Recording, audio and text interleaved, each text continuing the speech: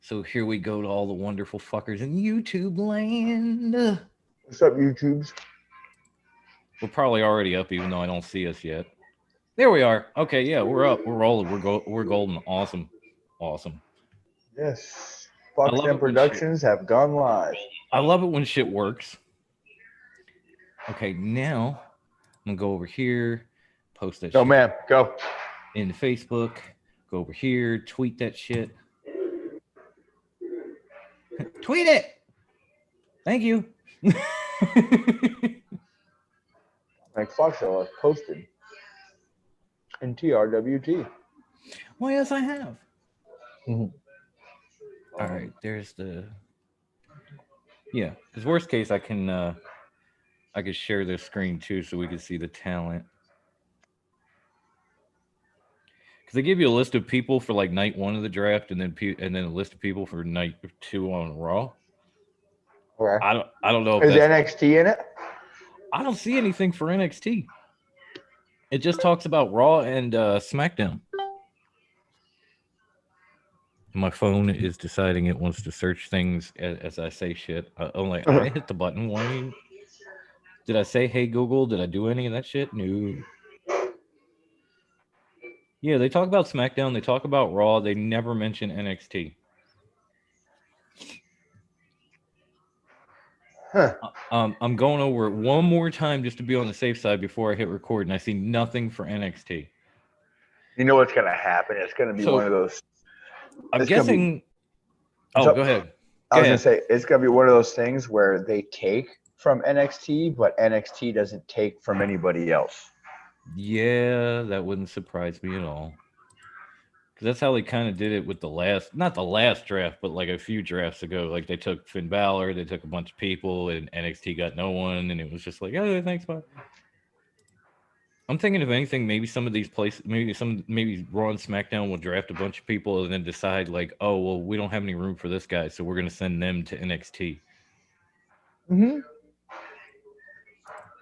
That might be something we could bring up. Like if one of these guys, which guy would you want to see go back to NXT? Ridge Holland got hurt last night. Did he? Got taken away in a stretcher for real. Oh shit, I didn't know that because I didn't get a chance to watch NXT, which only semi sucks. But That was the only thing I saw about NXT last night. I mean, I thought he had. Well, no, that might have been Takeover. I was gonna say I know he laid out Adam Cole, and then I guess he got hurt. I don't know. Mm-hmm. Oh yeah, we got no tap it out. So yeah, knee injury. Okay, wow. Well, so Is much that for so much Holland? for so much for Mr. Holland. Yeah. I feel like NXT is kind of snake bitten right now. Like anybody that put the title on that isn't Adam Cole gets hurt. And then you got Ridge Holland. Yeah, They it's already lost Keith Lee. It's like they're just kind of what snake happened to bit. Keith Lee? He went to Raw. Oh, Jesus, we were talking about injuries and you said Keith Lee. I'm like, what the hell happened? No, I was talking about like NXT the last few months since Keith Lee won the title. That he dropped it. He went to Raw. Cross gets hurt. Balor wins it. Gets hurt. Balor defends it. Balor wins it. Defends it. Gets hurt. Now Ridge Holland was laid out Adam Cole. Now he's going out on a stretcher. Like they're. I Kyle don't know. O'Reilly's hurt. Kyle O'Reilly was hurt in that match as well. Not as badly as Finn, but he was hurt. Dude, that was like a straight NJPW match. As It stiff really. as it Oh, was. yeah. That was straight up like strong style New Japan type shit in that match. I loved it. It was an epic match. It might have been the match of the year, but damn, did both of them walk out of there with like pieces of themselves in the ring? Like, oh, did you need this tooth? Right? You didn't need this jaw, right, Finn? You're good. They don't let you talk much anyway. So Yeah. You don't need to talk on the mic or nothing, Finn. You can and wrestle with your jaw wired shut. yeah, it was very stiff. Definitely stiff. I think Devin's in here. All right. We got some people in the chat. I better hit record this time. That's another.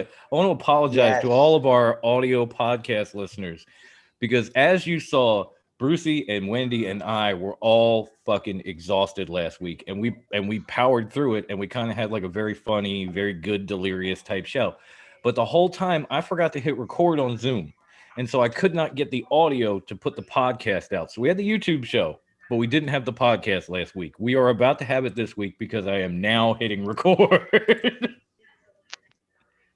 So that's my bad, man. We're coming up on a year just like AEW, and that's the first time I fucked up.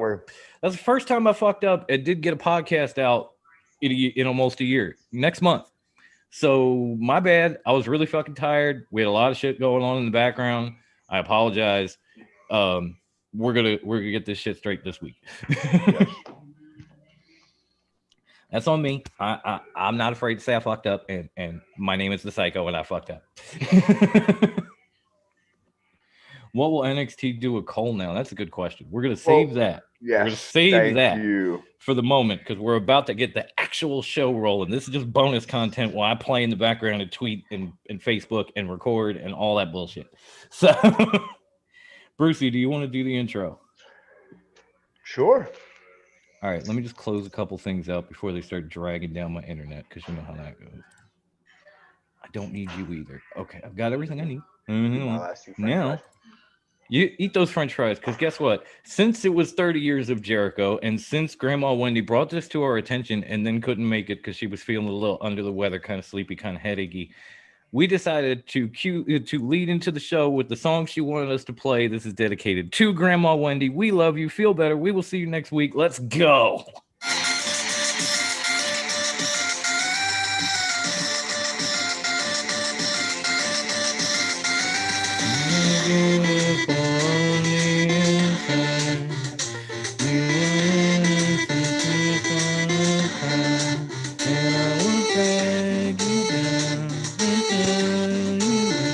I don't want to speak too much. I want to get time. I am cold like December snow. All right, too much of a good thing. I don't want to get sued. Ladies and gentlemen, boys and girls that are over 18. Children of all ages. Fuck it. This is coming off the heels of 30 freaking years of Jericho gold. 30. We are Top Rope Wrestling Talk. We are the TRWT 2 tonight because 3. Yes. We are the dynastic duo that is your current TRWT NWA Tag Team Champions that have 25 titles between us, so don't trip. Yeah, we are.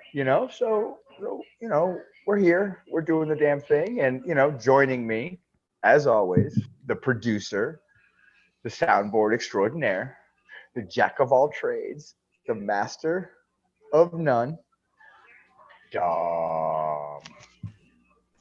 I hit it and it slid right down. Just scrolled. Damn, that's a cold ass honky. I am until my phone starts fucking with me. You know what? I'll let you do the introduction for me. Oh, wow. I feel so honored. Okay. So obviously we could barely have a show without this man. He is the founder of Top Rope on Facebook. He is the man with the majestic beard and the MJF scarf. He is the biggest MJF mark of all time ever in the history of MJF marks. He is the high class one, the one and only Bruce. I am better than you. Yes, I am. And he knows it. Yes, I do. See? That's kind of cool. We were kind of like each other's hype man right there. We really were. We just pulled each other up. That was beautiful. I'm touched. I got a little feels going on. I need a minute. Fuck Vince McMahon. That was good shit. I don't know if you know. Oh, yes. We and a big shout out to everybody at our live audience already at Fox 10 Productions on YouTube. We missed you guys so much. A whole week without you. I don't know what we were doing. Right? Yeah, I mean, we got Kadria, we got Devin from Clark Street. What's up, guys? We got Brian. We got all kinds of people. It's so nice to see you again. And I will start out. Which one's Devin? Where your heart at? Oh, okay. What up, Devin? What up, dog? But we will of course start out where we left off with the intro, which was of course 30 years of Jericho. 3 Zero. decades of the greatest of all time. Listen, I've been alive 10 more years than that man's been in the ring. Me too. I think I've caught about 25 of his 30 years. Like I saw him at a Yeah. bingo hall. I fell in love with him. I've been rocking with him ever since. I did go back and watch some of his stuff in Japan and all that good shit too. But it's been a long ride. It's hard to do it, but I'm wondering, can we lock down like our favorite Jericho match, moment, feud, whatever? I know, right? Like to this day, the one that sticks out to me is Jericho and Malenko at WCW. I love that Yes. feud because anything Malenko did, Jericho just came out and said he could do it better. If Malenko knew 1,000 holds, now Jericho knew 1,004. And then he had the big roll of all the moves he could do, and he had Buford. was that guy's name? Buford that he had with him, the big fat dude with the belly shirt. Jericho security. Yeah, it was like the Blue Meanie's grandfather. That was actually one that I was thinking of, but like on a more epic note for a rivalry for him, and you know, you can't not include his run in WWE because of course not. That was a big part of his career. But that feud he had with Shawn Michaels when Michaels came back from injury and he was playing like super friggin' heel, and like he literally during that feud he had me literally hating him. Like I couldn't like I was so mad, and like I think I was still like I was like late teens, maybe early 20s. Early 20s, that sort of thing. Yeah. It was just mad. But like I was mad. Like, dude, I friggin' hate you. Like, and like I understood the business. At the same time, I was like, dude. No, exactly. You. Like I understood the business, and I always loved Jericho. I think the one time I hated him was in that rivalry with Shawn Michaels. And it was great. And the Jericho moment would probably be the original Y2J debut in the countdown with The Rock in the ring. I still want to go back and watch that today. Like feud one thing, but the moment was that Y2J countdown, and he comes out and starts talking shit on The Rock while he's in the ring. I was like, the balls of this gentleman. And he had the top knot, the top knot pony, and the curls, and the shiny shirt. That was right.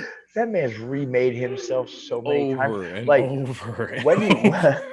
Wendy actually made a good point. Like I believe it was Wendy. I think it was. She's like, he's not the man of 1,004 holds no more. He's the man of 1,004 gimmicks. Names like Demo God, Painmaker, Y2J, Lionheart.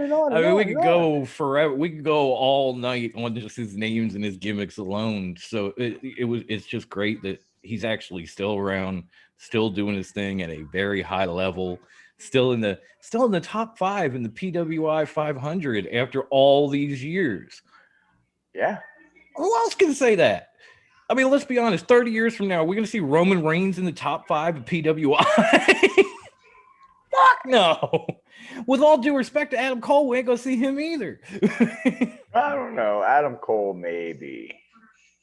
Maybe Adam Cole, because Adam Cole he's got a following, and I don't want to piss Devin off because I kind of want to get him on here for the Survivor Series show. So you and me both, homie. So I mean Adam Cole is gonna have some longevity. That's for you, Devin. Just don't cancel Survivor Series. Yeah, even Brian brought up the whole he'll never forget 1999 when Jericho debuted with The Rock in the ring. The Allstate Arena was electric. I remember. I used to record Monday Night Raw, and I actually recorded. I watched it live, but also recorded it. So like I watched that segment over and over and over and over again because it was just so awesome, and it was so like that's one of those moments that actually I feel kind of defined the Attitude Era. Like right. that definitely. that was the beginning of WCW coming to WWF at the time, and WWE. He was Yeah, if really you think about it, he was the first one to if you come think about over. it, I mean, he debuted in 1999. Mhm. About a year later, WWE owned WCW. Well, the Radicals came over after Jericho came But over, that's what I and mean. then He they came bought him. over, he made such a big impact. And then those guys that were on the WCW roster that weren't getting pushed were like, shit, we can do the same. And they all came over. And then the next thing you know, WCW started to kind of plummet and WWE took off. And it all basically started with that debut. Mhm. Because they had a few guys come over from other places like ECW or WCW, but it never made that kind of mark until Jericho showed up. He And was just starting to hit his peak. like everybody complains about, everybody argues about who killed WCW. Chris Jericho killed WCW. Yeah, he left, Not and then intentionally, but he did. no, he left, and and that was he was almost like what Eric Bischoff thought was going to happen to WWE when he took Hall and Nash. Yeah, You know, exactly. he And he, and he honestly, when he left, like after he left in 1999, and no WCW stuck around, but they were kind of on life support for like a year until they got bought out. They were dying, you know. Yeah, I mean, when he came over, like I said earlier, like he came over, and then I think in like 2000 or late 1999, 2000 is when the Radicals came over, and that was Eddie Guerrero, Chris Benoit, Perry Saturn, and Dean Malenko. Like Yeah, for WCW, three out of those four names were huge huge. for them. Perry Hmm. Saturn was the one that was kind of in the middle, but the other three, look what they went on to do. I mean, Hmm. Malenko had an okay run in WWE. I think Yeah, I think his his his was cut short for injuries and stuff like yeah, I that. was gonna say his But body broke down on him. That was what but that was. Benoit and Eddie defined the end of the Attitude Era into the Ruthless Aggression era. It Oh, wasn't definitely. Cena. It wasn't Cena that I know made people Ruthless don't really Aggression. like to admit that on account of what Benoit did, but it doesn't make it less true. I know what Benoit did was horrible, but he did really help define an era with Eddie Guerrero when they came in, like you said, and all of that basically stemmed from Y2J, Mhm. The and here we are, and now Jericho's in the main event on Dynamite and in the top 5 in the PWI. Most of these guys that we're bringing up already are long gone. yeah, yeah, So he yeah. might he definitely has a cracker barrel body these days, and I'm not saying that to bust on him. I'm saying it because it's true. He says But he's done it on purpose because he's a heel. That's what he says. well, yeah, and according to Tommy Dreamer, fat doesn't get injured like muscle does. So Okay, Jericho's in a good spot. And again, let one of these guys now go 30 years and see if they're still in the top 5 in the PWI. That's a rare, rare, rare talent. So congratulations, Jericho. We're hoping for a few more years out of you, before you hit the commentary table, because God damn it, if we don't love you. Kadrian said his first Jericho match was Jericho versus Versus Six six. in 90 and 96. For those of you that don't know, that are really young and watch us, Six is actually X Pac. X Pac. Yeah. It was when he was in the NWO. He was the 1-2-3 kid, then he was Six, then he was X Pac. And another little tidbit for all you youngsters: Rick Rude is the only person ever to appear on Nitro and Raw in Yeah. the same night. Yeah, that's true. That's true. It's a little scary, but it's true. But yeah, but from the bottom of our hearts here at TWRT, our fans, everything, thank you, Chris Jericho. I know Yes. they thanked the hell out of you in those credits last night, but we needed to get it into. Look, I gotta give AEW a lot of credit on the Jericho celebration at the end of Dynamite. They actually didn't break kayfabe, and everyone that came to the ring was all heels. Yeah. Everyone was a And heel that came out there. They and didn't that break kayfabe. They kept it alive. That was and that that little meant so much to me. that little bitty swerve at the end of it with MJF when he handed him all the gifts and Jericho clocked the clown with the picture and just looked at him and go, I hate clowns and I hate artwork. Ha ha! I was like, oh. They're setting up the Jericho MJF feud.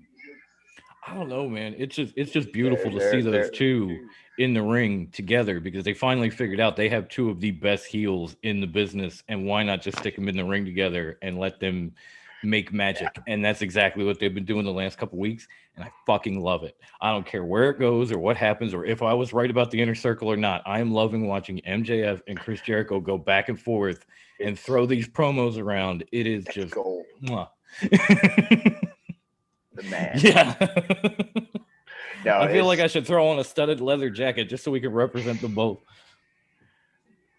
But it Are was you saying that you want me to wear the scarf on the show? I don't know. Are you telling me I should wear the jacket?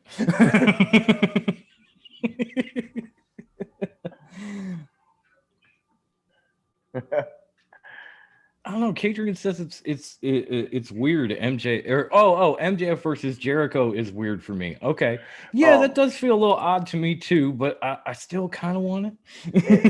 It's gonna be Jericho's face turn Mm. in Yo, AEW.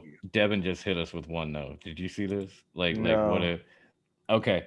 I can see MJF Devin. joining the inner circle and kicking Chris out. Devin.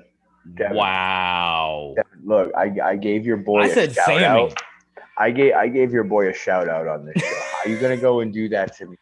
I gotta be honest, Devin. I said Sammy because he didn't get Sammy a jacket, and I just thought, oh shit, this is who he's trying to replace. Dynasty. I don't know, man. Hammer's gonna be a little busy with that restart. He's already calling out Fatu. I don't think it's gonna happen. He's got Wardlow. Yeah, but Wardlow ain't Hammer. No, he's not. He's definitely not. But the thing is those guys can work with AEW. That's good. Why not? Devin says, why not both, Dom? That's true. There are two people. It's MJF and Wardlow. What if we replace both? You make a great point. I can't argue with that one. I need to see Santana and Ortiz away from the inner circle. But I could see a feud between MJF and Wardlow versus Hager and Jericho. That would work too.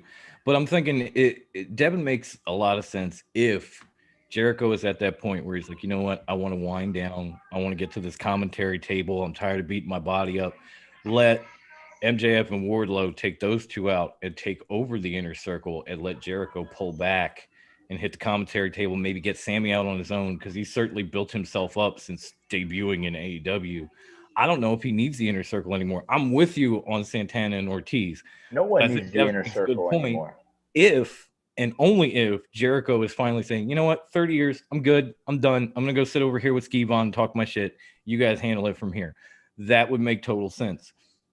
If not, I would rather see Santana and Ortiz move on and let Wardlow and MJF come in because they are a better fit to the inner circle the way it stands. What if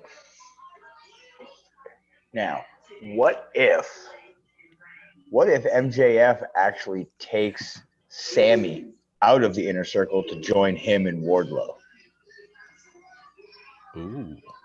Wow. Instead of joining the inner circle, Sammy joins MJF and Wardlow. Wow. I mean, as much of a Jericho worshiper as Sammy has been, that would be like a huge swerve. Just monumental swerve. Because he since the beginning, he's looked up to Chris Jericho. He walks out with Jericho singing his song. He's drinking his bubbly. He's, doing all this. He's part of the sex gods because Jericho wanted him to be. He's such a big Jericho mark in itself that him swerving those guys would be like, oh shit. Yes. And speaking of oh shit, I forgot to move this chair. I don't even know why it's in my shop. Oh shit. Oh shit. At least I hit record this week. Thank you, Devin. That is a good swerve. That would be a damn good swerve. I seriously, we finally found something we can agree on. Yay. Yeah. I seriously thought Hobbs was going to jump. Fuck it. We're already on it. We're already on AEW. We're there. I thought Hobbs was going to join Team Taz and jump. Me too, and I wanted him to. I really did. I love Will Hobbs. I've been watching him on Dark. I've heard his story and everything about his brother, and I've seen what he can do since he debuted on Dark. And I think he's a tremendous talent. And he and Brian Cage put on an amazing match last night. Like it wasn't just a Hulk smash kind of match. Like those two showed the fuck out. And when it was over, I was hoping he would have taken option A from Taz and just walked out with Ricky Starks and Brian Cage, because that would have made them even more dangerous. But of course, Darby Allin has to stick his nose in Taz's business again because he ain't learned yet. And there's little demon. What's happening, kid? Go hang it up. Sorry, kid, hang up phone. It's fine. We're both dads here. I get it. I was trying to help you with snack options and shit. I get it. It's cool, man. No judgment.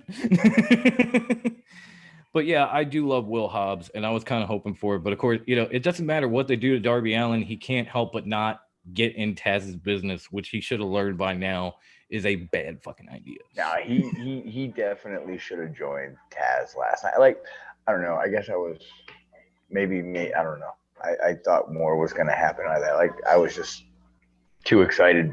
No, I was right there with you. I was like, he said, join Team Taz. I went, do it.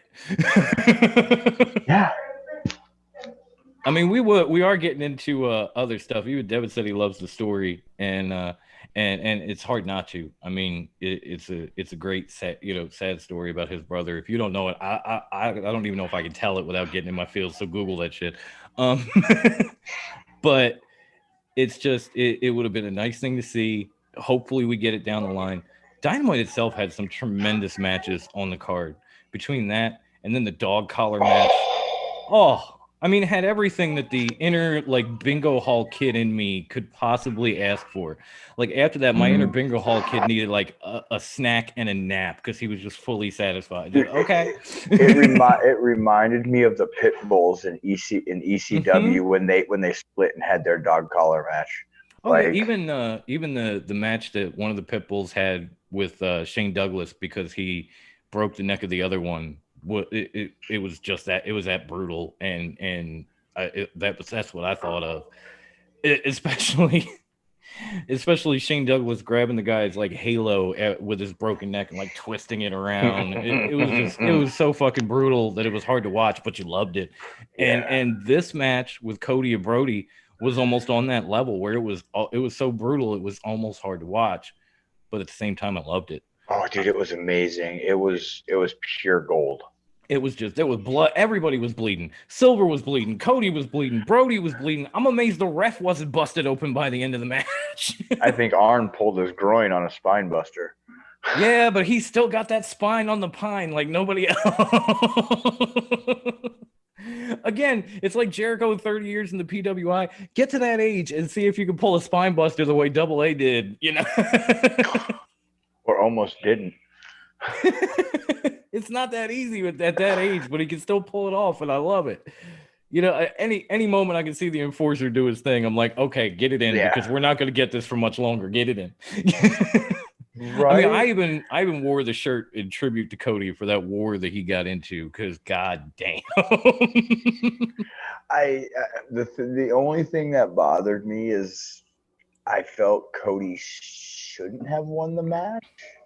I think Brody should have kept the title, but in the same sense, I read, I think it was our group. Someone made a comment about the dog collar match because people were talking about Cody winning and the fans being like, oh, Cody won, so they're just giving it to.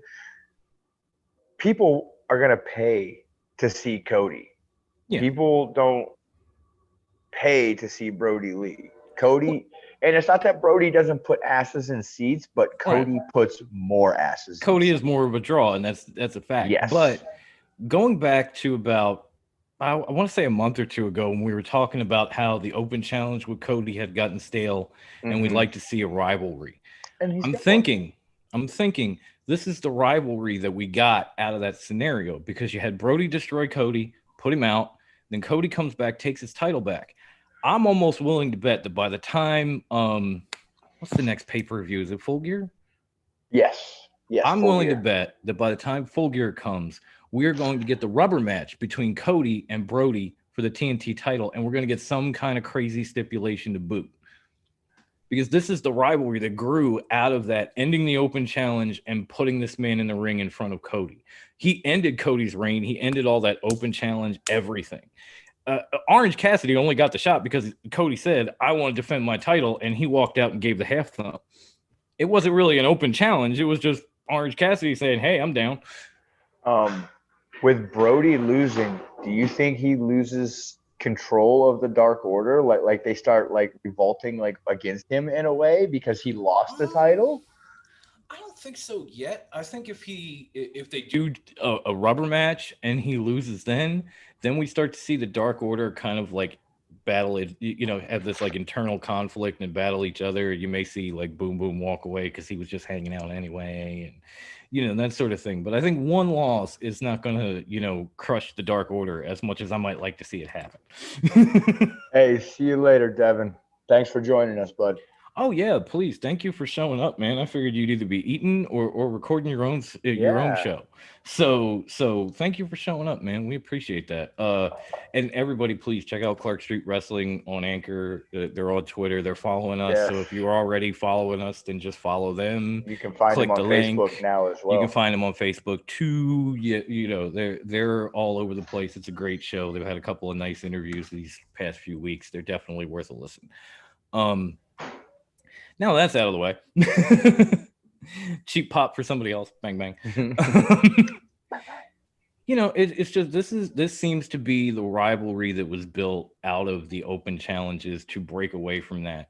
And I don't think it's over yet. I think we are going to get a rubber match, and depending on how that goes, could be sort of the beginning of the end for the Dark Order, or it could just make them stronger and kind of move Cody towards something else.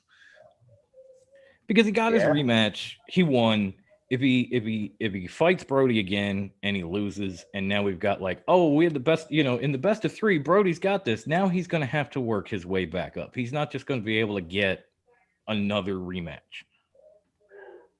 I liked in Cody's promo after the match how he acknowledged everything the fans were saying online about going on Twitter, dark and turning heel. His hair's dark, and now he's going to go take a different path, and he's going to be a heel. And he's like, just because my hair changed doesn't mean I'm going to change and go down a different path. I know. I'm still here for the fans. How much did we miss those Cody promos and those Cody matches that are just absolute wars? I mean, I know a lot of people complain about him, but honestly, Cody is probably one of the best in the business right now as far as on a mic, in a ring, selling his ass off, bleeding every fucking time. Yeah. I mean, he puts it all out there every time he steps in a ring, and it's hard to make up for that, whether you're, especially when you're AEW. I mean, you got this tournament that you're bringing in for the heavyweight title, which you have Paige and Omega in, and I'm dying for that to be the finals. Please, please, please. Because it almost looks like we got the cleaner. We almost got the cleaner back. Like he's half a step away from going full on cleaner that we knew, and get rid of all this crap that he's been doing since AEW started. And I'm happy about that. I know we talked about that on another episode. In depth. We've got the original Bucks back. We and FTR in the building, and that's an exciting time too. Like, there's just a lot of good shit going on. 20 minutes brush with greatness.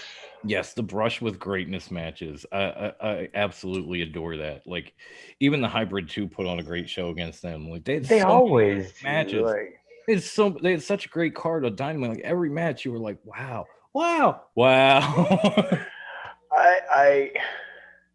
I just can't understand, and don't get me wrong, because I like them, how the best friends remain in the top spot so much. Oh, no tapping out asked us about Sasha and Bailey. We are going to get into that because we are going to preview the draft. So I'm going to save that question. We're going to put a pin in it, homie. Yes. We're definitely going to do that.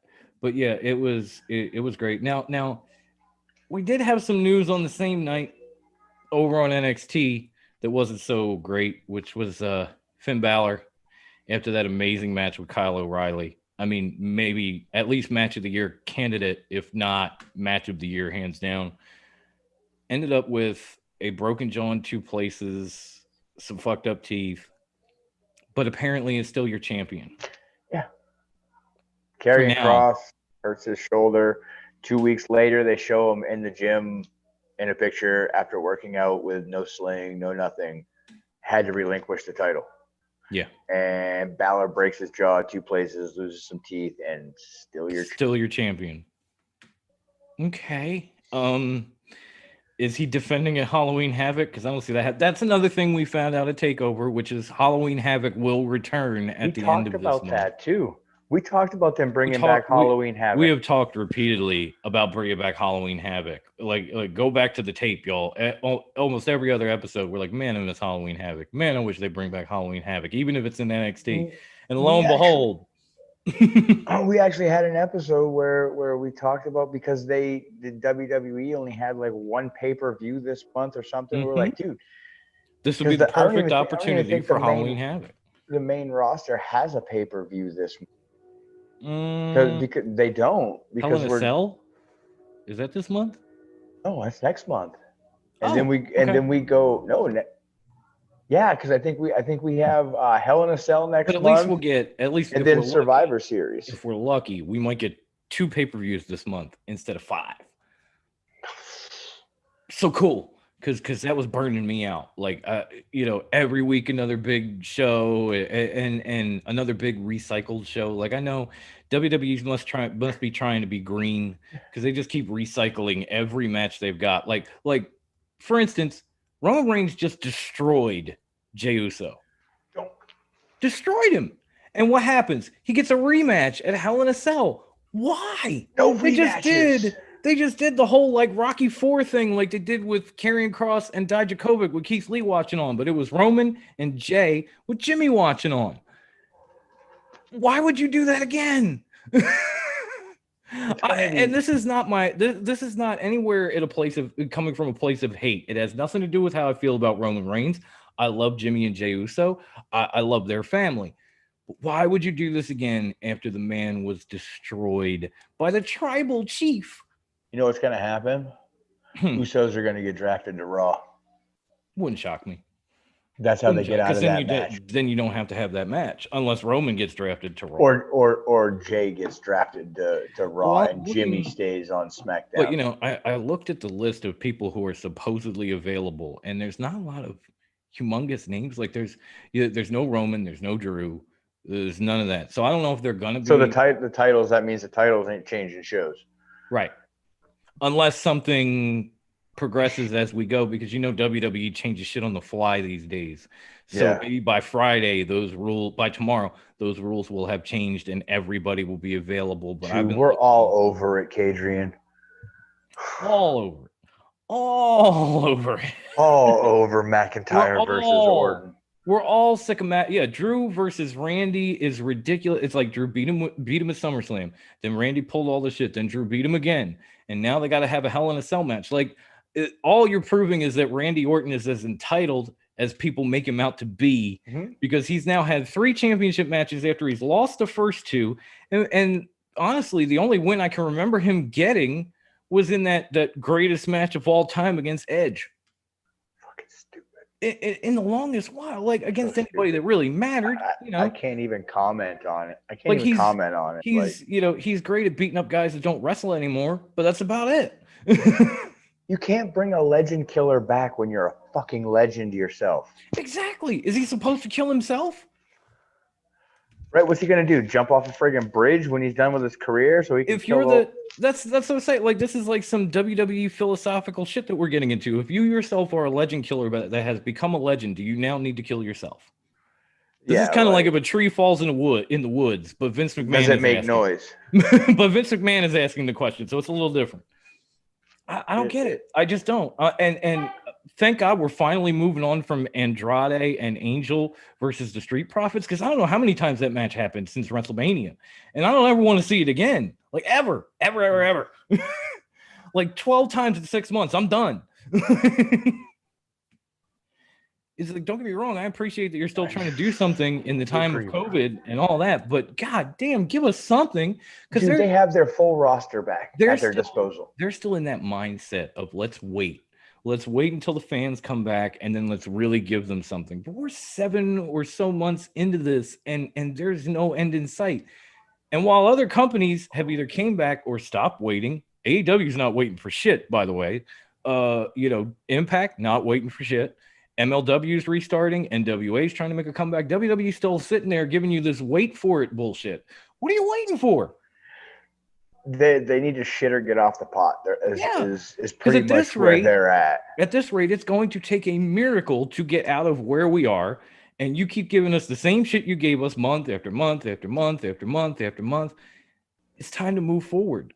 Everybody else has. You haven't. Even NXT has moved forward, whether they got injured guys or not. They're like, well, time to put the strap on Cross. Oh shit, he's hurt. Time to give it to Balor. You know. Yeah, like we're running out of cut. We don't know who to put against Finn. Let's throw Kyle O'Reilly in there. Dude deserves it. You know, they're trying to move forward. WWE is not. Well, I mean, NXT is WWE, but yeah, to a point. But at least Triple H has got a little bit more say in NXT than he does anywhere else. So he can say, all right, we're doing this instead. And sometimes it works. Mm-hmm. Oh, there's Stu. Hey, Stu. Yo, what up? He said, I could watch the Usos in the New Day still. Yeah, I could. No. I could too, because they've all put on great matches. Every time they get in the ring, it's a 5-star tag team match. And they're all different. I could watch that again and again and again and again. I do not want to watch Andrade and Angel against the Street Profits one more time. Ever. How much longer can you have a dysfunctional team work together? Apparently not long, because Angel Garza might be hurt. So much for that. Angel Garza, I don't know, he did something to his ankle or his knee or something, and they're not sure if it's serious. They're trying to get it evaluated. I haven't heard anything outside of it, but I know he got hurt. So, you know, it would be nice to move forward from that. Even if you get Rudolph involved, you know, at least you're going to get a good match out of that, because we know what Bobby and Dolph are capable of, and the Street Profits are amazing. So put those four in the ring. It may not be Usos versus New Day, but it's going to be close. How do they, God, I'm so frustrated with this fucking company. You too. I'm trying to hide it. Brucey can't hide it. No, I don't hide it well. Like, by the way, buy a mug. Yes, go buy a mug. TRWT merch on Facebook. Listen, Bobby Roode again dropped the ball. Bobby Roode was gone the entire pandemic until now. You had the opportunity to take a star that everybody loves, adores. Everybody, whether he's a babyface or a heel, the dude is over. Just loves from Impact all the way through to NXT, WWE. Everybody loves this guy. I've never met one person that says I can't stand Bobby Roode. They could have put him in the IC title picture. They could have brought him back and put him in the IC title picture. He didn't have to win, but it's something. Let's be brutally honest. At Hell in a Cell, would you rather see Randy Orton versus Drew McIntyre or Bobby Roode versus Drew McIntyre? I'd rather see Bobby Roode. I want to see Bobby all the day. Chain. I want to see off the chain Bobby Roode. Yeah. At TNA title champion off the chain Bobby Roode. That's what I want to see. I know, I miss that. Filtered, uncut, raw Bobby Roode. I do too. I really do. I know he's Robert now. Someone's going to give me shit. No. I know he's Robert now, but he'll always be Bobby to me. I love Bobby Roode. He's been so amazing throughout NXT, WWE, whatever they've given him.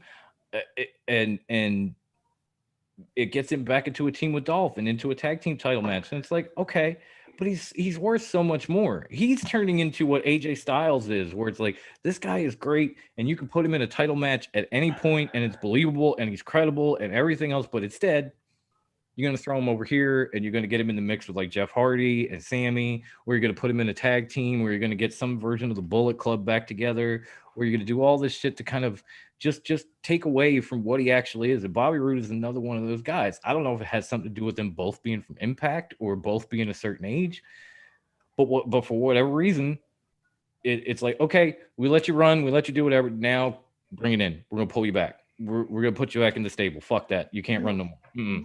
My thing is you just had Dolph Ziggler on Underground getting his ass kicked and beating nobody's asses. Now all of a sudden he's back on Raw. He's not this. I remember bringing this up. I said, remember, I said think it was like 4 or 5 episodes ago when we were talking about Raw Underground after it first came out. I said, what are they going to do with these guys when they leave Underground and come back to the show? Are they going to be these badasses that they were in the Underground? Or are they going to come back and be the same old person? Well, guess They're gonna what? be We found same old, out same old, Dolph's the same old same person. dude, same Not dude. he's not a And the worst badass part that was is, knocking someone's teeth down their throat in and I Underground. can't wait for No. this because looking down the list of people available on Raw, Dabba-Kato is one of them. So you're going to pull him out of Underground and you may move him to another roster. And now we're going to see, what do you do? Do you keep him as the badass that he made himself in Underground? Because he doesn't really have an established gimmick or persona or anything in the ring outside of that. So do you make him do you keep him being the badass that he was? Or do you turn him into some kind of joke like you did with the Great Khali and his dancing and shit? Well, and that goes back to, dude, like everything we're talking about right now, we've talked about, but now we can elaborate more on it. Mhm. Was Raw like we brought it up, like Raw Underground was just a way to get Dabba-Kato over, Pretty much. in a sense. So now that Dabba-Kato is not even really over, It was another bell and whistle to throw in, like Thunderdome and all this other stuff, where they could yeah, cover up like what were storylines that kind of just faded away, and character guys that didn't really have much going on, and add that extra bell, that extra whistle, so maybe somebody would tune in, but they're not tuning in for wrestling. They're tuning in to see LED screens and pyro and underground matches and that kind of stuff. So when they get tired of that, they just tune back out. And like eventually, you got to give wrestling fans good wrestling, or else they're just not going to watch. And you can see it in Raw's numbers. They went from, over 2 million, and they've slowly just dropped ever since from Thunderdome's debut until now. You're trying to give people gimmicks when they're looking for wrestling. They're looking for stories. They're looking for matches. They're looking for what WWE is supposed to be able to do better than anyone. And they're not getting it, so they're not watching. so it's almost like Dabba-Kato is the next Braun Strowman. Is what they're trying to do because they're trying to build a Yeah. feud with Strowman. So basically, what's going to happen is they want Oh, but Dabba-Kato to get But now over. they got So Strowman with Keith Lee, which I think is great.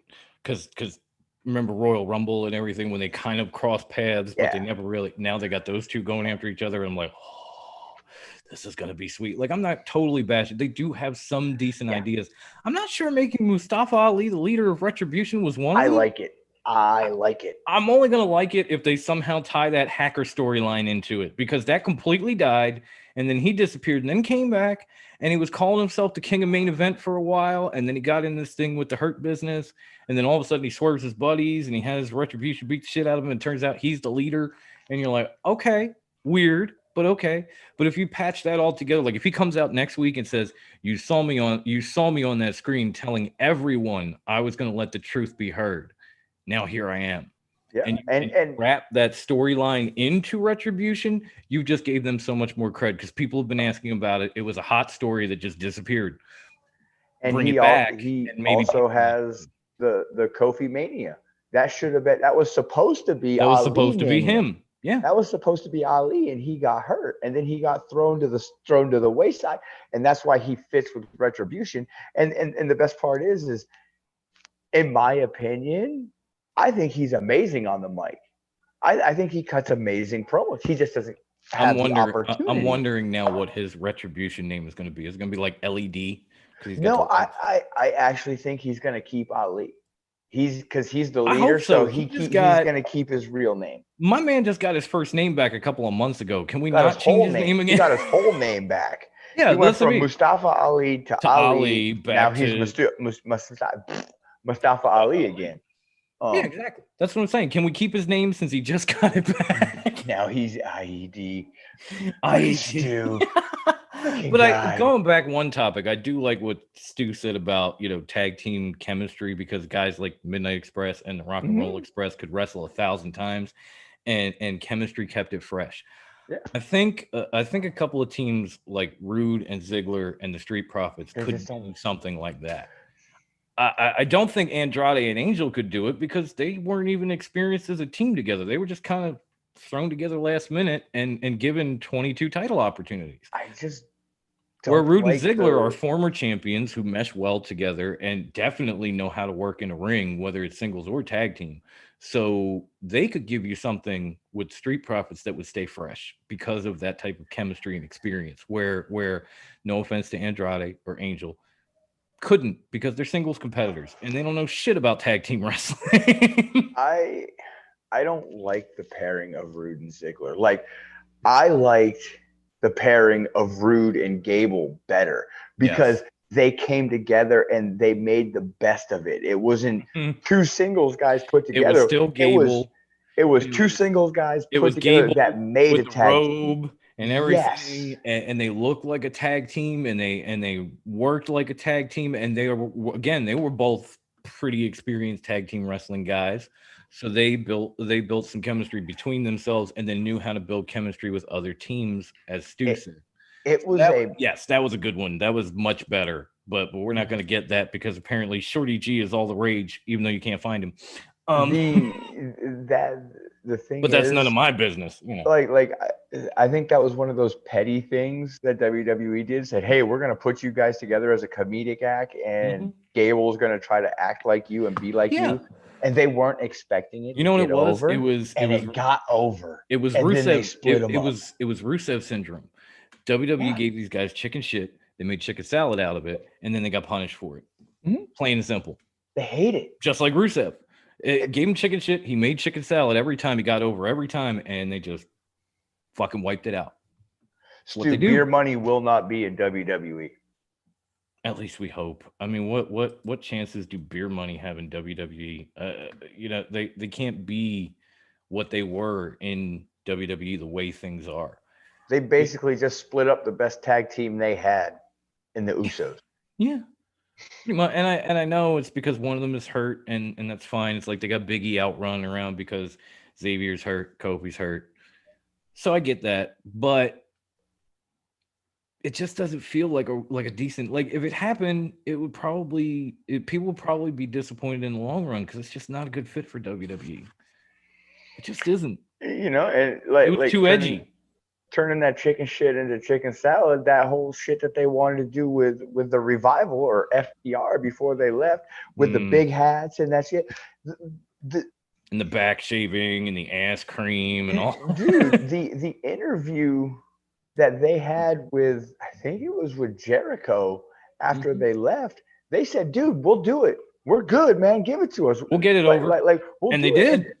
well, no, WWE was taken back, and then that's when they took them off television because it was right before their Mm. contract was going to end. Oh no, I was talking about like all the back shaving Oh and no, I was talking about and the the crazy icy hot hat with and the the icy big hot in clock. their ass and all that stuff. Like WWE brought that to them, and they didn't think they were going to do it because it would make them look bad. And FTR was like, "No, fuck it, we'll do it. We'll get it over." And they did.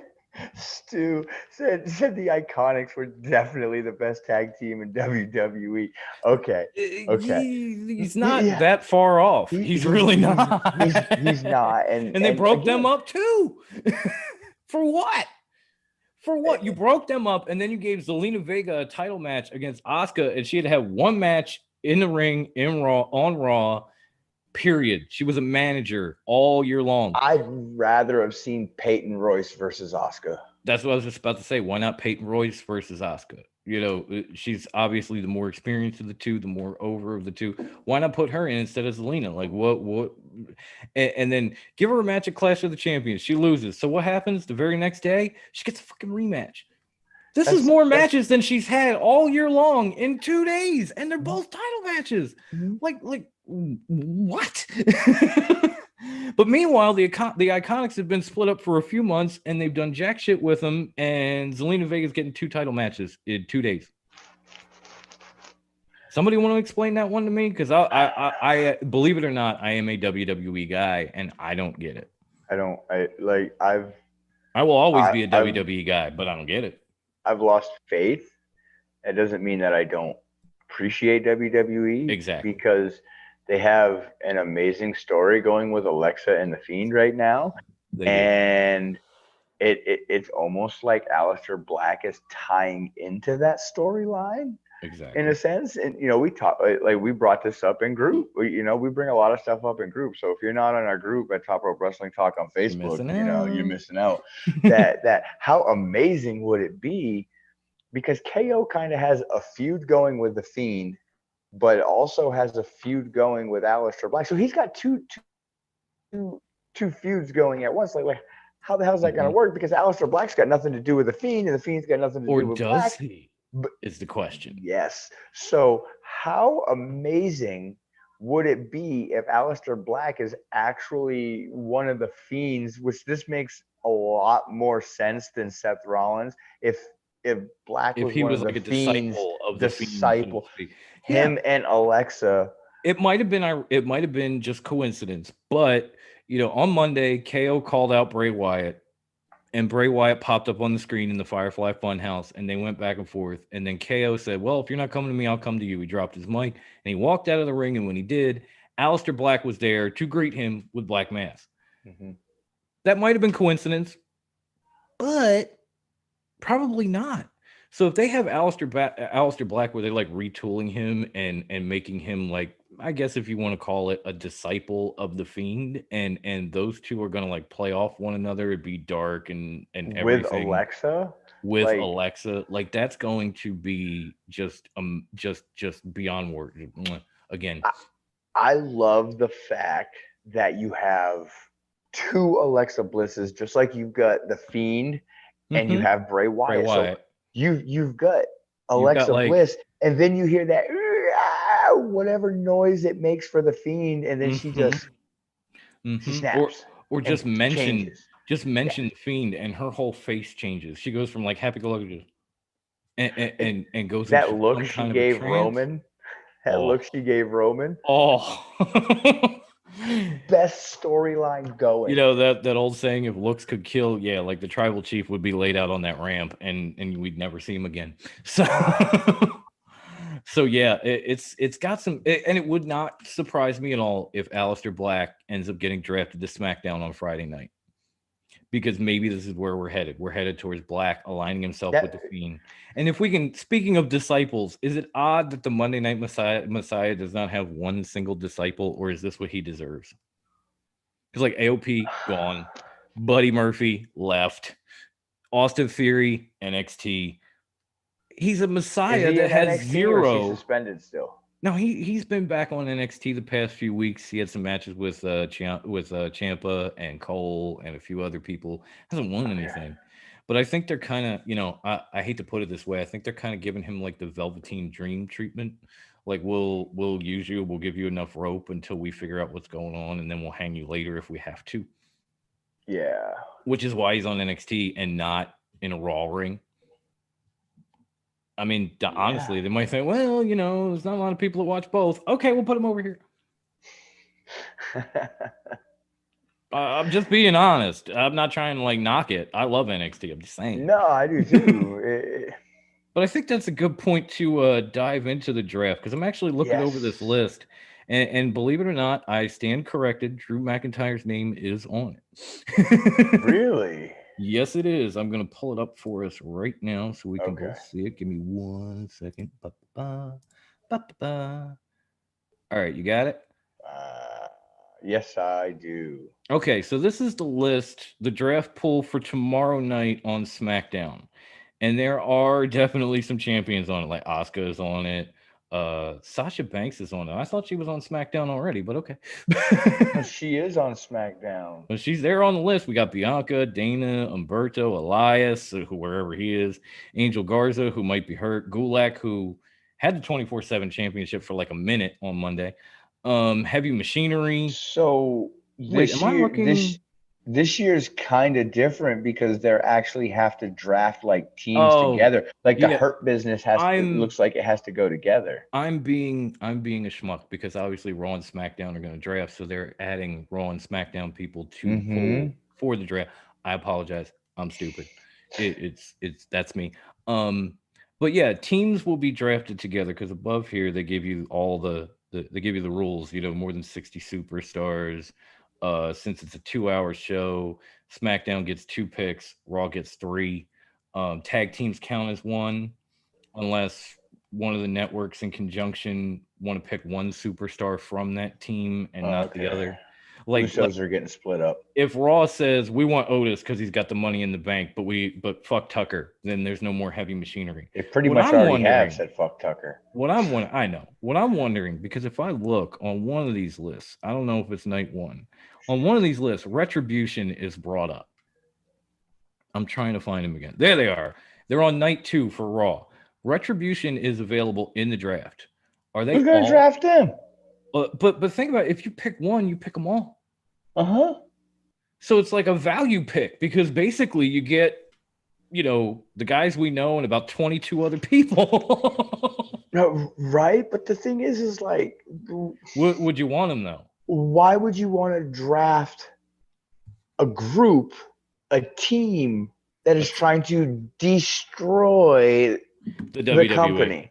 Well, why would you give them a contract if they're trying to destroy the company? But you Because did that because too, it saves so them money in the long run from hurting their staff. I suppose, yeah. That's what they said. That's what Dijakovic said, or T-Bar. T-Bar, yes, get it right. Stupid. Dude, there was an article going around that everyone in the back was laughing at the names that they gave Retribution. Mhm. And rightfully so. I know we've been, but okay. So we're looking at the people who are available for from Raw and SmackDown for tomorrow at the moment, and I'm trying to get them all on the screen, and I can't. Ray and Dominic are a pair. They could be again. They are. I'm unless, looking right at it. No, I know there it says they're a pair, but if you like, let's say SmackDown wants to draft one of them, but Fox is only interested in like Dom. Yeah. Well, then Ray stays on Raw, and Dom goes to SmackDown. That would be awesome. Dom's actually impressing me. He is. I'm thoroughly impressed with what the kid can do. I'm thinking like, okay, so if you're SmackDown, because I'm guessing they get the first. They don't say who gets the first pick, but if you're SmackDown and you got to choose two of these people for your roster, and you have the first pick, who would you take?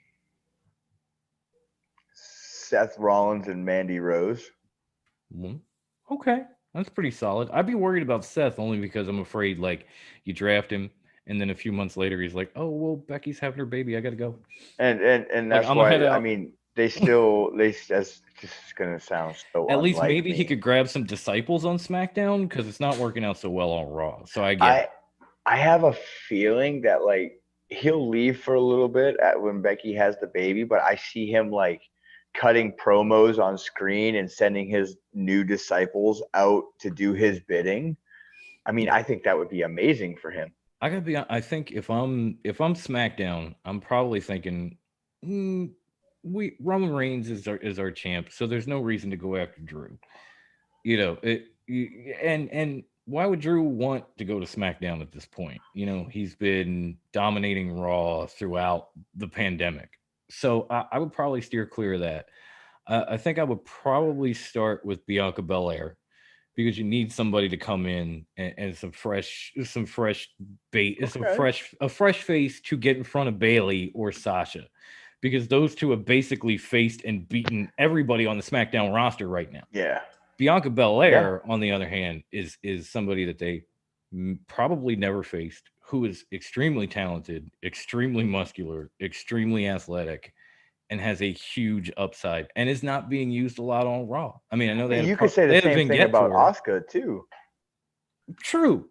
But if Raw doesn't plan to do that, I'd say, as if I'm in charge of SmackDown and I'm looking at our women's roster, I'm saying after we do Bayley versus Sasha, we have nobody to put them in the ring with because they've beaten everybody on this roster. So we get Bianca and we set up our next feud beyond that, because she hasn't fought either one. It's fresh, it's new, it could be an amazing match. And the second pick, I'm looking and man, I'd probably take Dom. I really would. I don't think Ray's got much of a future, but Dom impressed the hell out of me.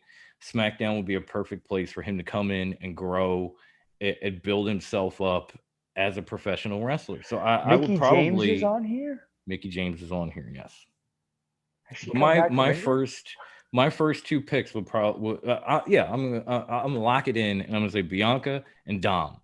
Just because you got potential, and that's what SmackDown was always built on. Raw was the big established stars, and SmackDown was the show where you built people's potential and created that big star. Okay. And those two are in that boat. So I would probably go there. Now, Okay. if we're picking for Raw and we have 3 picks, who you taking Okay. then? Scroll down. I'm scrolling. I'm looking because I already see something that I think would help Raw tremendously. AJ Styles. I guess he'd go back AJ Styles. because he had a problem with Heyman, but I don't think he has a problem with Bruce Pritchard. So he'd go back. Yeah, AJ would be a good call. Jay Uso. Only Jay. He's the only one on there. True, because Jimmy is hurt. But they're not a pair, so that means that they've been split permanently. Well, it might be one of those things where you draft him, and then when Jimmy is healthy, now you have the Usos. But until then, you have him. And then Jimmy's got some rehab to do still before he can get back in the ring. And then I take the New Day. That was going to be my pick. I was going to say first and foremost the New Day, because you need something to build up that tag division. I mean, it's nothing against the Street Profits, great team, but they don't have a lot of top-notch competition. Street Profits versus New Day? Fuck. Like, I know When Kofi everyone and comes Xavier are slowly getting ready to come back, but in the meantime, again, you have Big E, and you could push him to the moon. Like, I want to see Big E versus Drew McIntyre. You know, even if Big E doesn't win, I want to see. No, but even if he doesn't win, it's going to be a great match. So that's why I was saying the first people I locked in on the list were the New Day, because I think there's just so much potential to improve Raw by getting them. And then looking around here, just trying to figure out, I would probably go with, let's see. Oh, this is Raw. Never mind. I would probably go with. Man, there's a lot of crap from SmackDown. You think? You know what? But I wouldn't be against going with like the New Day and Heavy Machinery to build that tag division, and then maybe turn around and snatch somebody that I could stash until they're ready to like come back and really, show people that they could still get over and do what they do. And I'd probably bring Elias back. Okay. I mean, we know the dude is a star. They just haven't really given him the chance. Dude, we watched him put on a 5-star match with Roman. He carried Roman on friggin' Raw. I didn't want to say AJ because I agreed with you on the New Day. I didn't want to just be a pander monkey and say, oh, yeah, that one too. So I'll go with Elias, the New Day, and Heavy Machinery. You build your tag division and you stash somebody who could be a possible, breakout superstar in the coming year. So now here's the thing. Like, with this being a draft pool, that means they have no brand right now, I'm guessing. Well, it means they're available, but they're still technically on a roster. But if Raw wants to keep the Hurt Business, they would have to draft the Hurt Business. I guess. I suppose. I think. I'm not sure how that works exactly. I guess unless they're taken, they're still on they're still attached to the brand that they were originally on. Because I mean, I can't see Asuka going to SmackDown. I can't see Drew going to SmackDown. No. They're just too big of pieces for Raw. I know it would make a huge moment on Friday night to get one of those two, but I just don't think it's going to happen. Are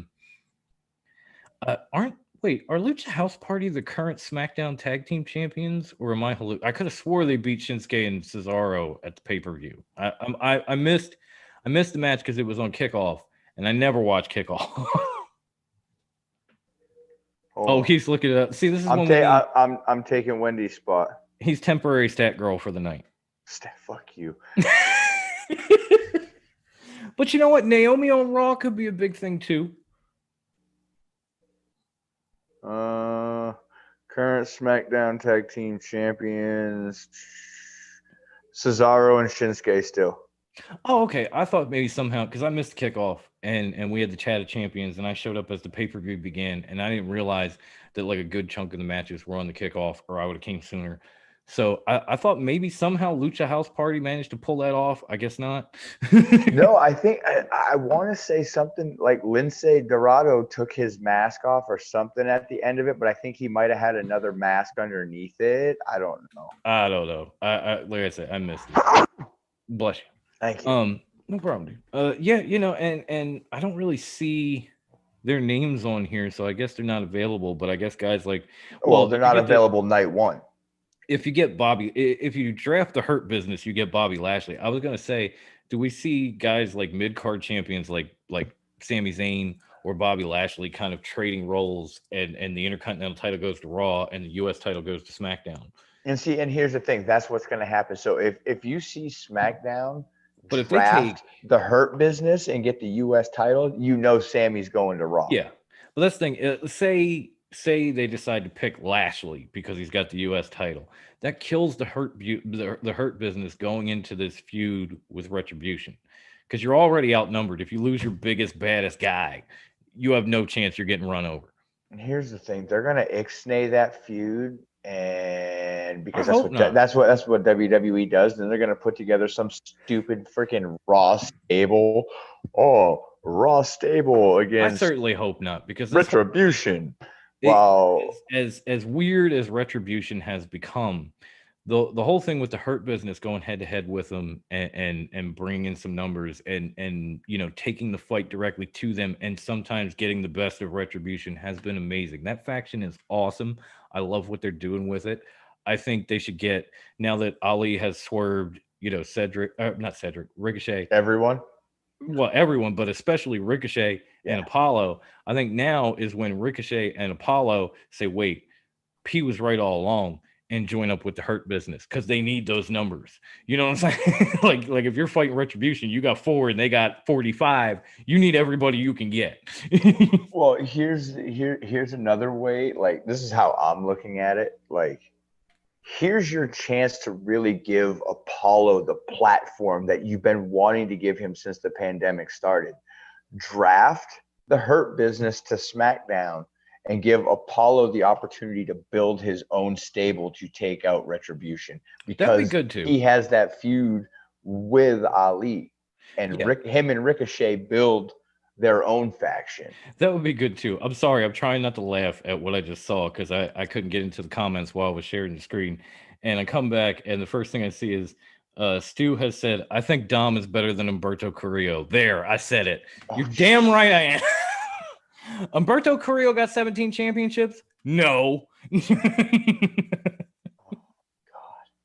Oh, and he wants to know when Xavier comes back. It should be very soon. It's got to be soon. It's coming up on a year. I was going to say he's been out going on like 8 months, a year, something like that. And I know he had gotten pretty banged up, but I think he's on the verge. I didn't realize it was a swerve. I was almost like, I was hooked in when Big E was telling everybody Xavier's coming back on his birthday and had the cake, and then it turned out to be Sheamus. So I thought by that point, like, oh, cool, like he's finally back. But that was months ago. We haven't seen him since. So yeah, I'm guessing it's going to be somewhere in the near future. But again, Raw taking the New Day with the fact that you can use Big E now, and then when these guys come back, now you have one of the most decorated tag team champions in WWE history on your roster, and you've immediately made your tag division better. Is just a win-win. So because again, you can give me Big E versus Drew tomorrow, and I'm going to be a happy guy.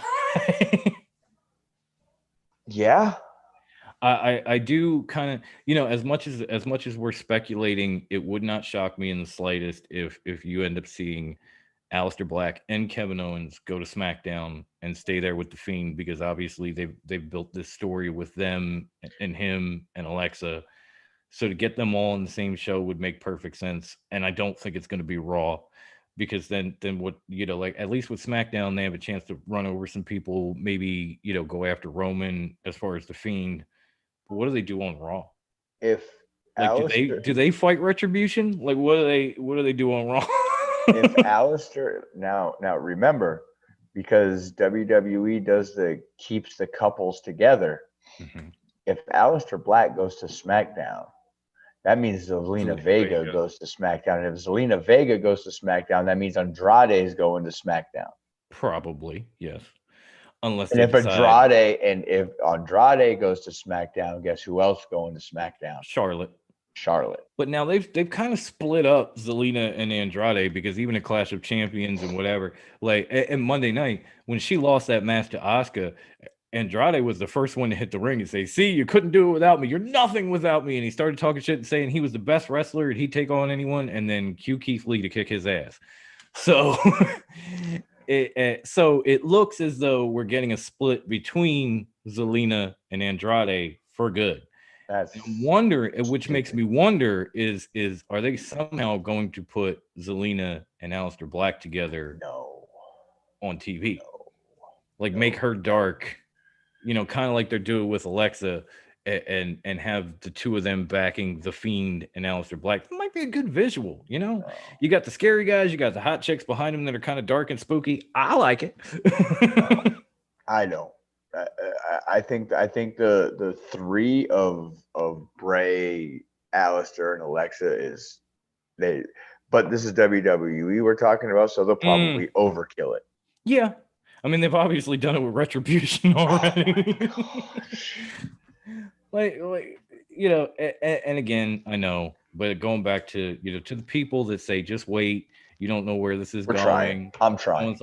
The more we wait, the weirder it gets. And it's not, and outside of like the Hurt Business, it's not like WWE has a lot of stories that have panned out and done well for it. Like the Hurt Business is a far upgrade for all people involved, whether it be guys like Benjamin and Alexander who weren't doing jack, to guys like Lashley who were involved in that Lana storyline. All of that went away, and this was created from it. And that should have been the blueprint for Retribution, but it isn't. It's and that's the frustration, is like, we know WWE can do it because look at the Hurt Business. They can do it. They just don't. And you're like, well, why the fuck not? the thing that kills me is you have T-Bar, because it's not Dijakovic anymore. It's not Dijak. When you have T-Bar saying Bane on the mic that NXT is where he became a wrestler and basically NXT is where he did everything, motherfucker, you know how stupid like that, you know how stupid that, it's not even his words, it's probably Vince's words or a producer's words, because he was a star in ROH before he even definitely before he ever got to NXT. Like, he made his name in ROH. He made a name in ROH. And it's, oh no, it was NXT. No, not really. I remember, because you've been trolling my family your whole career. First you were Donovan, now you're Dominic.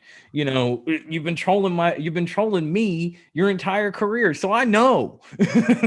Can I give a shout out to WWE for having all these ROH guys signed because they can't build their own talent?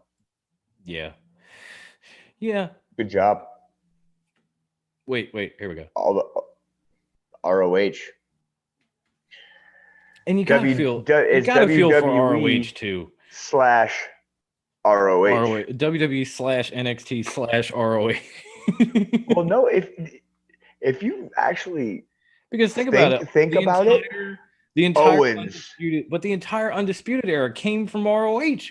they've got and Owens. They are NXT. They got Owens, they got Cole, they got AJ, they got Zayn, they got Steen, they've got O'Reilly, Fish, Roderick Strong, Dijakovic. The list goes on and on and on.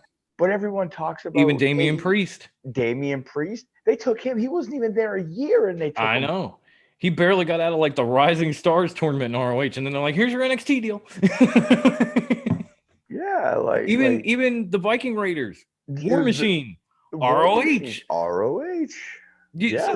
So when you're watching WWE, you're practically watching ROH with a better budget and a better airtime. Yeah, because like they're not on at midnight somewhere after like the Big Bang Theory. Yep. So congratulations, WWE. You've built your company on ROH talent. Yeah. So much for that developmental brand, but I guess it isn't anymore anyway, if it ever was. All right, so last question, and then we'll wrap this shit up because we've talked about who Raw should take, we talked about who SmackDown should take, and I'm gonna try to do some kind of live show breaking down the draft tomorrow as well. So we're gonna get back into that. But once as this draft, and obviously NXT's not involved, which is stupid. Go figure. They're supposed to be a brand, but they're not involved. So after this draft happens, if there was anyone on a Raw or SmackDown roster that you would like to see brought back to NXT, kind of like Finn Balor, kind of like Breezango, who would it be? And again, it doesn't have to be just one, but who would you think would make a better fit for NXT, like Finn Balor or like Breezango, than they would on, say, Raw or SmackDown? Because for me, number one, Shinsuke. Back to NXT. You were amazing there. We loved you. You could show off everything you do. You had that amazing music that every time it hit, every fan, including me, was I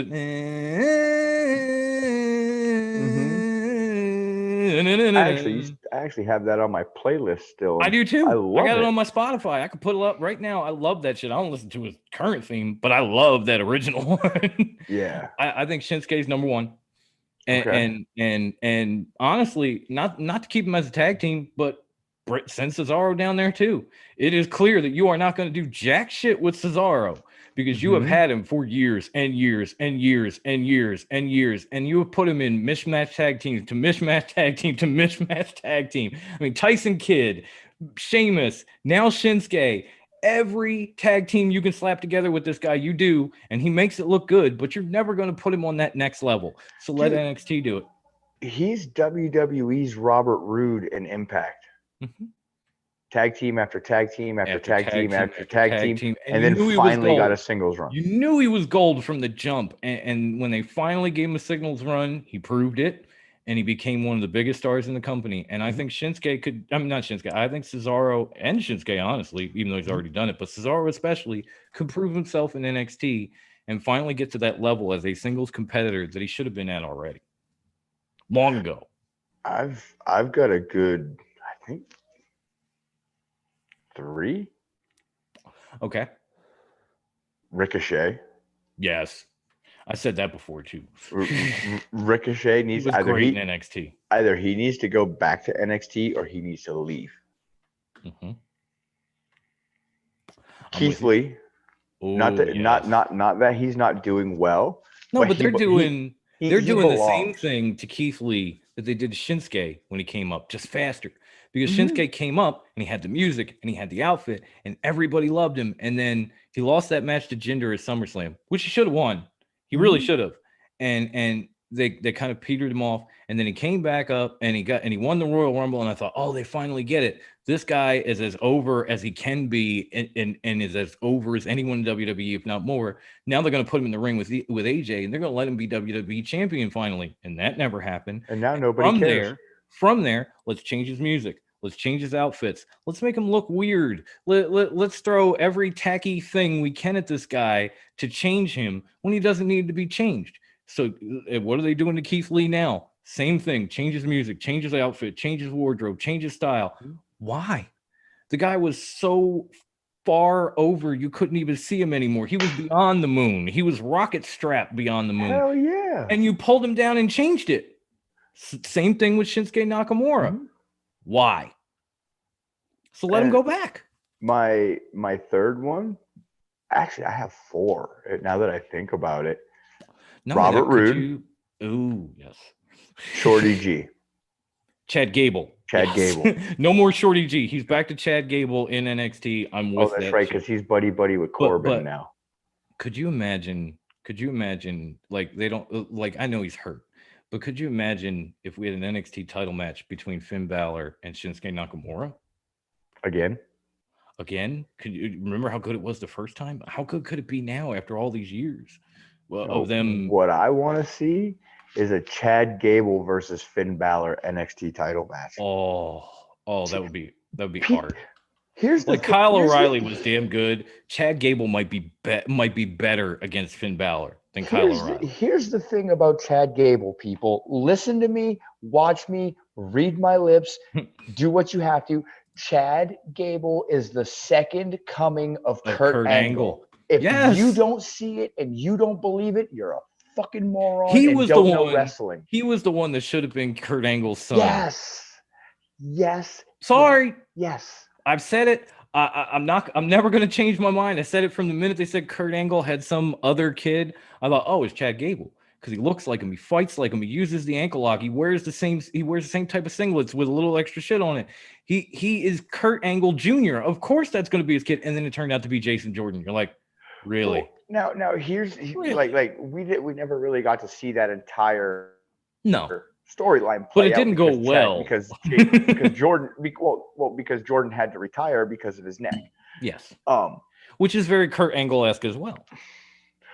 For all we know, in that storyline, Gable could have really been his son, and it was never supposed to be Jordan.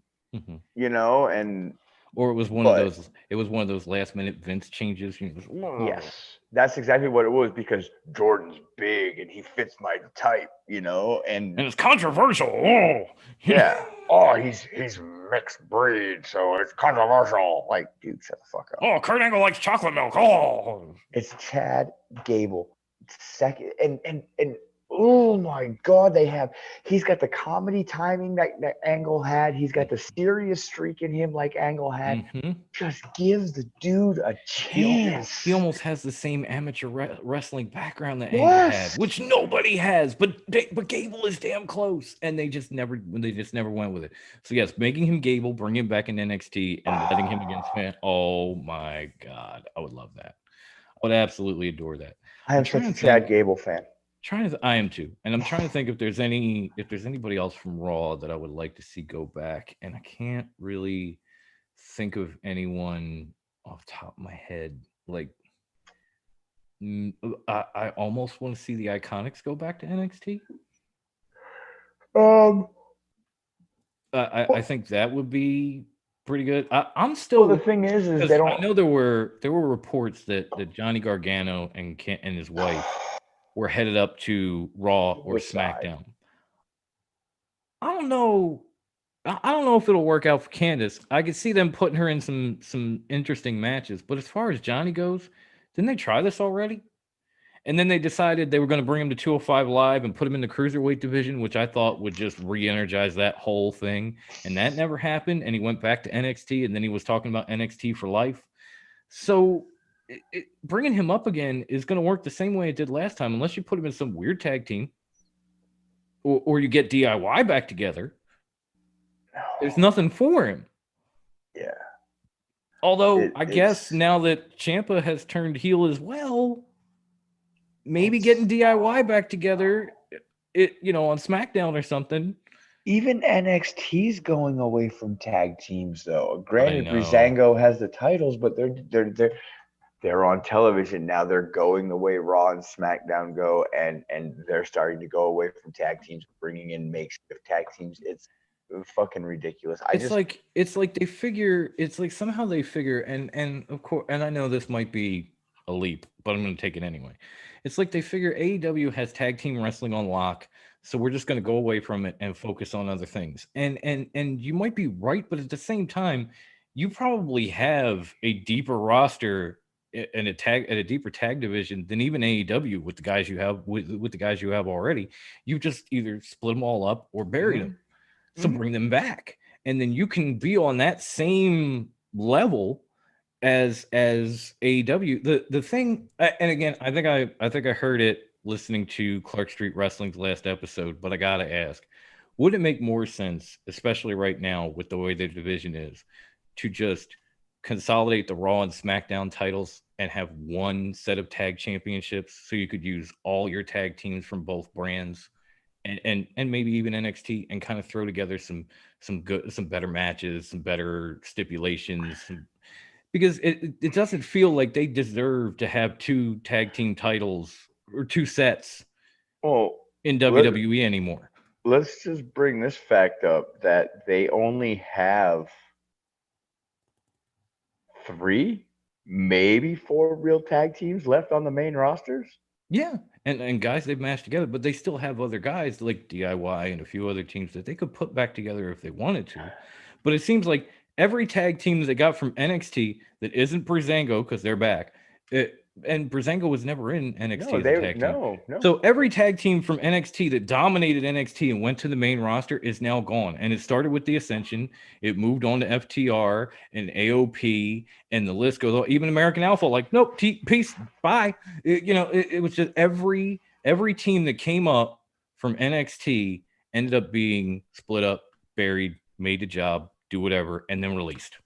It's almost like Triple H said, "Fuck it, I'm not building up tag teams no more if we're not going to have a division." Like, why bother if you're not going to bother with them when they get called up? Like, what's the fucking point? And in that sense, you can't blame him. So I would love to see them consolidate the tag titles, get rid of these shitty tag team champions that they have. One looks like a penny and the other one looks like a fucking dime, and bring back the old WWF World Tag Team titles. The guys like Edge and Christian and the Hardys and the Dudleys and all that actually wore, that the Road Warriors actually wore. I have an idea. Get rid of the fucking tag division altogether and add another singles title. That might work too. Although honestly, each brand, like, fuck it. Honestly, some days I think they have too many goddamn titles, but that's just me. Dude, they don't even touch New Japan on titles. But the thing is but New Japan has divisions and they got depth and all that. Where WWE has shows. Good. They have WWE shows, but they don't have depth. That's the problem. Oh, they've got too much depth. Like, you turn on 205 Live, it's like 6 people now, but they got a lot of people in the IGWP or the IWGP lightweight division. They don't have shit for tag teams in WWE, but if you look at the tag teams in the lightweight and heavyweight division in New Japan, stacked. They have those belts and they can use them. WWE has them, but they have nobody to put them on. Here's the difference, though, is like with New Japan, they have a gigantic fucking roster. Huge. But and only growing because they're adding a women's division. They're like AEW. They make you miss these people. They make you want to wait around for these people and watch them, which is great. And WWE like you makes you forget about people. You don't ever really see like people asking us on social media, like, "Hey, where have the Viking Raiders been?" Nobody really cares.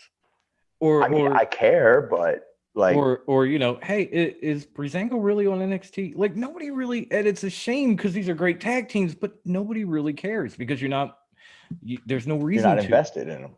But with New Japan and with AEW, you're invested. So you want to wait for these guys. You want to know where they are. You want to know how come you haven't seen them, the whole nine.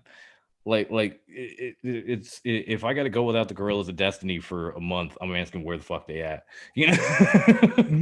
but War Raiders or Viking Experience or whatever the fuck you want to call them, I'm like, wait, they were gone? Because I just saw Eric Rowe and Underground. They're gone? Like, what happened? Destroyed another great tag team.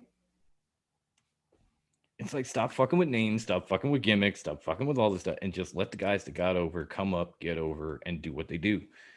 WWE can't get out of their own way sometimes, and that's one of their biggest problems. Oh, yeah. All right, so as I'm looking, it seems like I think we covered everything. I think we've covered everything. Yeah, we've been going for a good bit. I think we covered everything, and now would probably be a good time to get the hell up out of here because it's almost bedtime for me. Me too. So Brucey, hit us with the social medias and we'll start wrapping this shit up. As I mentioned earlier in the show, you can find us on Facebook at Top Rope Wrestling Talk. We are a publicly traded Facebook group. That just means come in, invite yourself, and we'll let you in. And then you come talk anything wrestling that you want to talk, whether it's what we talked about today, joining our threads for Raw, SmackDown, sometimes NXT, and AEW. Oh yeah, I mean, if you want to get more of an instant response to something we talked about on the show, Top Rope is on Facebook is definitely the best place to go because we are straight up in it all day, every day. Yes, and we have a very stacked admin team that does very, very well. Look at that. There it is. There it is. Top Rope Wrestling Talk on Facebook. Yes, that was my doing with the The amazing Dark Order. wallpaper. That was the most amazing wallpaper ever Oh, that I put up there. I gotta close the messenger, and people don't need to see that. But yeah, we've got some stuff. We do a lot of posting. We have pick forms. I'm gonna be doing some kind of show, whether it be live here or on our Facebook group, where just kind of go through SmackDown, break down the draft picks. Give you a little bit of insight, maybe some predictions. That sort of thing. It'll be fun. I never get to do a draft show like NFL, WWE, otherwise. I never get to do it. I really want to. I've always wanted to be that guy that breaks shit down during the draft. Like, I will do my best to try to be there for that tomorrow night. I'm gonna get like a Mel Kiper wig and put that Oh, on. dear God, I'm so see sorry. if I have like the Maybe suit. I won't be there. See if I still have the suit that I got married in because it's my only suit, and I'll just slap that shit on, and we'll do this thing. Listen, people, buy our merch. We have shirts, we have mugs, we have our women's line, lipstick and ladders. Hoodies are out. Actually, I didn't wear my hoodie. That my good buddy Pat Fiddle has a hoodie out, and I got it, and it's freaking amazing. So tomorrow night, if I'm on the draft show, I'll wear the Pat Fiddle hoodie. Bam. TRWT merch. Dude, come on there. You can hit us up and message. We'll ask us tell us what logo you want. We'll get it made. Yeah, see, there's a hoodie. There's hoodies right there. There's our glow in the dark Halloween hoodies. Yeah, we got lipstick and ladders. We got Pat Fiddle. You can get all our TRWT logos. You can. Yeah, I don't know about. I don't think you can get names on the back of the hoodies because the hood's going to cover it. Because no.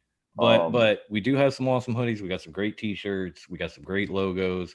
The T-shirts, the coffee mugs can be personalized, but only with like host nicknames. So you can get South Philly Psycho. You can get High Class. You can get Grandma Wendy. That sort of thing. I'm sure maybe we could do like TRWT3. That might be something that our merch maker could pull off. I'm gonna have to ask her. She's kind of on vacation right now. Yeah, she is. My sister's on a family trip this week. There it is on Facebook. You can see mine and Kirby's lovely live feed where we debuted the hoodies and had a good time. We definitely have a lot of stuff that you can look for, and everything's made to order. You just message somebody on this page and tell us what you want. Like, I want a T-shirt. Okay, which logo? And all the logos will be available to you. And what size? Do you want to, like a host name on the back, and so on and so forth. Yep. And then Kirby will make it custom for you and ship it to you. Yes, she will. It's good shit. Yeah, it's good shit. That's the next shirt we're gonna make right there. The No Muppets. The No Muppets. Oh, No Muppets. The No Muppets. No Muppets has been in the works for a while, along with the 8-bit, which we I think Kirby got down. I think we got the 8-bit. Yes, the 8-bit logo the final. You see in our intros. You see on it's the banner photo on Fox 10 Productions. That's also available. We've got the AEW tribute, the MLW tribute. With the hoodies feature Pat Fiddle and the Halloween logo, as well as I believe lipstick and ladders for the ladies. So definitely hit us up there and let us know what you want, and let us try to make something, get everything from you, get something custom shipped to you, and have you looking fly. Yeah, hell yeah. And then if you want to find us on the Bird, if you don't know what the Bird is, aka Twitter, the Blue Bird. You can check us out at Top Rope WT. Come on there. We've actually been pretty friggin' active on the Twitter machine lately. Like, all three of us have been. Yeah, we've been getting better at it. It's been a little bit hectic lately, but we've definitely been getting better at it. Let's pop we've been keeping up with the Twitter machine lately. There it is. Yeah, I'm popping it up now. Boom. And no, Felipe, it is never too late to say hello. What's happening, man? CWO. Right there. But yeah, there's the Twitter. The Twitter machine. Come check us out. It's right there at Top Rope WT. We go on, we shoot the shit, we say shit, we talk with wrestlers, we talk with fans. What would you just pin? Our episode. Oh, okay. Yeah. I took off the last one. I put in the new one because I figure Look, there's Hammer playing the guitar. X-Men, 90s. So good too. That man is a tremendous wrestler and guitar player. Hence why I said rock and wrestling guy. He's a fucking animal. And then the world's toughest Instagram handle. Here we go. I can't pull up the gram. It always fucks with me. You can on the find computer, always does. You can find us at top_rope_wrestling_talk. Come on there. Yes. That shit right out. Bam! I'm getting it. Finally, all these months. Oh, the MJF. Yeah, come on there. You know, we share a lot of stuff. I was reading what happened on the Twitter page. Yeah, well, you're a Twitter follower, or you can go back. Who's that? Felipe. Oh, he's one of our many followers, along with Hammer and the Von Erichs. And Kirby made it for the end. She made it for her plug for the. Did she? I'm yeah, here she for did. the end. I'm you here missed for the merch plug. We already did it. Plug. We even pulled the page up, kid. We really did. We really did. Yeah, you know, we post a lot of memes, a lot of pictures, obviously, because it's Instagram, so we post pictures. We have a few contests on there. It's a little tougher with just pictures, but we have a few contests on there for spots on our show or shirts, that kind of stuff. We're gonna do a little more of that too. Once we can actually, get a little more budget for free shirts, then we're gonna do a little more. We are still looking for a couple more contestants or competitors for our promo tournament that we're trying to put together. So anyone out there that has already gave me the yes, I want in, we are still doing it. Yeah, it's happening. I'm just need a couple. We just need a couple more competitors. I think we have I would do 3, maybe 4 spots, and I don't want to. I don't want to take one. Like my promo days are done. we really can't because we are giving away prizes. First place is a hoodie, second place is a t-shirt, third place is a coffee mug. Oh shit! I ain't got a hoodie. I'm in. Psycho's gonna reign supreme. Fuck that! I want my So there are prizes involved. It doesn't cost you guys a penny. Everything's coming out of our pocket. It's for free 50. It's a free tournament. You come in, you cut promos. You make a character, you build that character, you cut promos, you score points. If you score more points than the other person, you move on.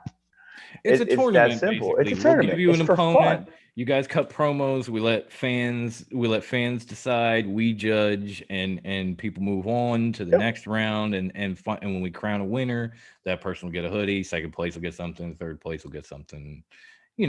So you got like a 30% chance from the jump to win something. Yeah. Because 3 out of the 10 are going to win something, guaranteed. Mm-hmm. Even if it's just spot on here with the TRWT3, 3 out of 10 are going to win something. Right. I like those odds. I do too. And I think that's pretty much it for the social medias. And I mean, you got YouTube, everything. But you're watching us on YouTube. Yeah, you're watching us on YouTube. But if you're, and again, I apologize for last week, but the podcast will be out on Anchor this week because I hit the record button because I'm not fucking exhausted. So if you're looking for our podcast and you're watching us now and you don't know, go to anchor.fm/TRWT. You will find our webpage and if you look, you will see all the platforms we're available on, which is basically all the platforms you can find podcasts on. Everywhere they're enjoyed, you will find this show. Including iHeartRadio. Which you may have to look for separately because they won't allow me to attach that to the Anchor page. That's the only one. You'll see iTunes, Spotify, Google, everything else there. If you want to look for if you want to look for us, go to iHeartRadio, search for Top Rope Wrestling Talk, and you will find us. Everybody else is on the page. So anchor.fm/TRWT got you no matter what. Our episodes are there. If you don't want to listen to us there, find us on iTunes, find us on Spotify, whatever. Subscribe to us, follow us, give us some ratings, give us some reviews. We've used them on the show before. We'll do it again. Mm-hmm. And for those of you who will be listening to the podcast this week, because I'm going to put one out, and you don't know, Fox Den Productions on YouTube. You can come and not only listen, but watch as we entertain you. You can see our beautiful faces. Because aren't we just, See? Right there on Apple Podcast. There you go. There you go. But you can see us on Fox Den Productions on YouTube. There are a couple other shows there that we haven't done much of. as well. Mutant Rejects, Drunk Upon a Time. I'm working on trying to put out some other shows there as well. But you will find this is definitely the flagship show because we have so many episodes over the past year I can't even count anymore. But come find us, subscribe to us. If you're watching right now and you haven't, it's literally 2 clicks. You're gonna see the Fox Den logo in the right hand corner on our live stream. Hit that, hit subscribe. You're in.